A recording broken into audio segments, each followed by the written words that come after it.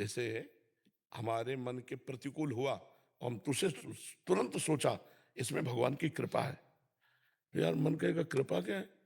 लाभ मिलना चाहिए, हानि हो गया तो अकृपा हो गई। नहीं नहीं, पक्का कृपा है। मुझे समझ में नहीं आ रही, लेकिन जो लाभ मिलने से हानि होनी थी उससे मैं बच गया, हानि होने से कृपा का अनुभव होगा। जैसे एक मंत्री थे, वो संत संग करते थे, तो सत्संग में उन्हें पता चला कि जो भगवान करते हैं वो सब अच्छा करते हैं, और शरणागत भाव ले लिया। और फिर ये सुना कि शरणागत का भगवान हर विधान स्वयं करते हैं। तो जो कुछ हो, तो बस वो एक शब्द सीख गए थे, बड़ी कृपा, बड़ी कृपा। तो एक दिन राजा शिकार खेलने गया, तो उसका अंगूठा कट गया, प्रत्यंचा खींच के, तो चूक हो गई, तो सट से अंगूठा उड़ गया। उनका मंत्री, हमारा अंगूठा कट गया। बोले बड़ी कृपा, बड़ी कृपा। बोले मेरा अंगूठा कट गया? कह रहे भगवान की बड़ी कृपा, उठाओ इसको जेल में डाल दो। बोले ये भी बड़ी कृपा भगवान की।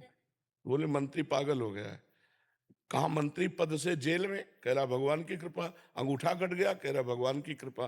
प्रतिकूलता में भगवान की कृपा। अब वो राजा थे, आज भी ऐसे ऐसे डॉक्टर हैं कि आपका हाथ कट जाए और कुछ समय है, उस समय तक यदि वो उसको, तो वो कार्यरत हो जाएगा। तो तुरंत अंगूठा उनका जोड़ा गया। वो तो वैद्य रहते थे, और वो कार्यरत कुछ दिनों में हुआ, और वो शिकार खेलने गए। कुछ सैनिक उनके साथ थे, वो तो पीछे रह गए, वो आगे निकल गए। उधर दूसरे देश के राजा ने नर बलि का संकल्प किया था कि अगर लड़का हो जाएगा तो नर बलि देंगे।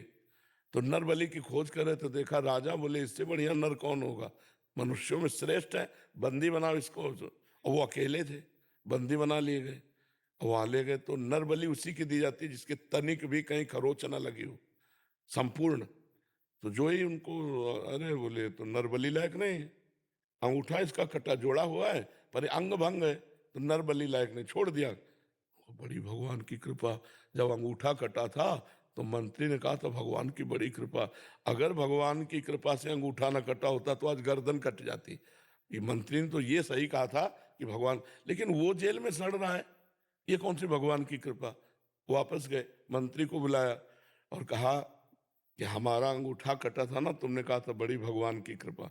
तो वास्तविक मंत्री, भगवान की बड़ी कृपा, लेकिन तुम जेल में सड़ रहे हो तो क्या? तो बोले आप बताइए तो कि आपके ऊपर कैसे कृपा का अनुभव हुआ।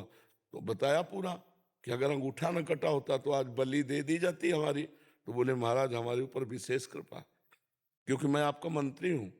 सैनिकों के घोड़े पीछे रह सकते थे, लेकिन मैं साथी होता और साथी पकड़ा जाता। आप तो अंगूठा कटने से बच गए, मेरी तो उड़ा दी जाती ना। तो मुझे भगवान ने जेल में।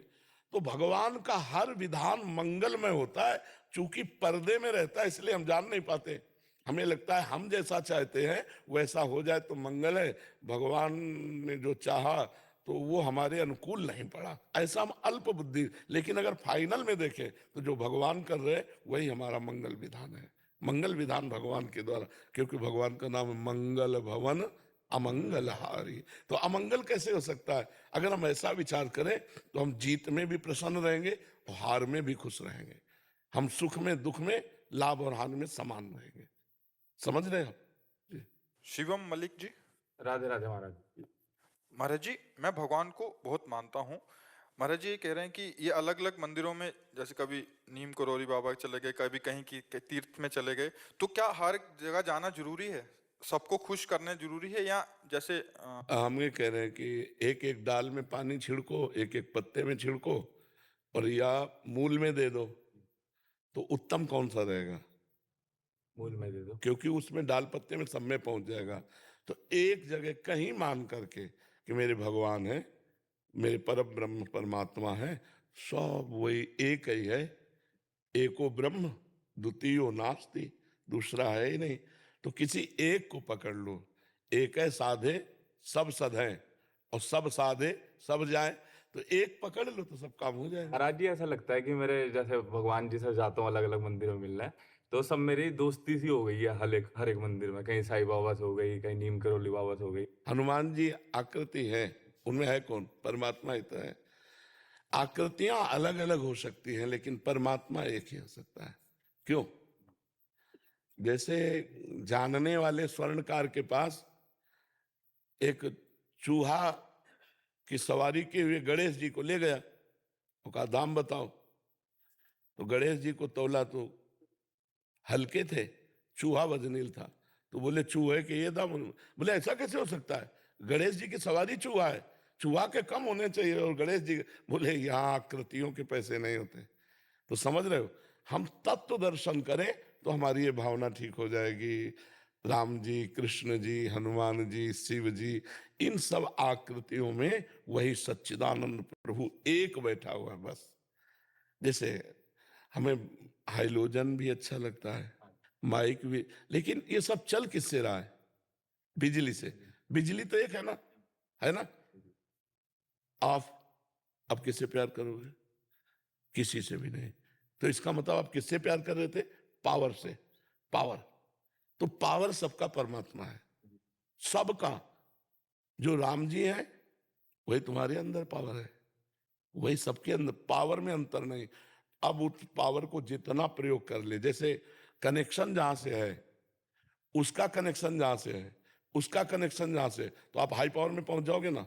लेकिन इसको इतना ही कनेक्शन चाहिए, नहीं उड़ जाएगा, नष्ट हो जाएगा। तो हमारे अंदर परमात्मा पावर है, अब हम जितना जागृत कर पावे उतना ही है। तो हमको ये ज्ञान रखना चाहिए कि आकृतियां बहुत हो सकती है, लेकिन इसमें पावर एक ही है, परमात्मा एक ही है, तो हमें कोई परेशानी नहीं पड़ेगी।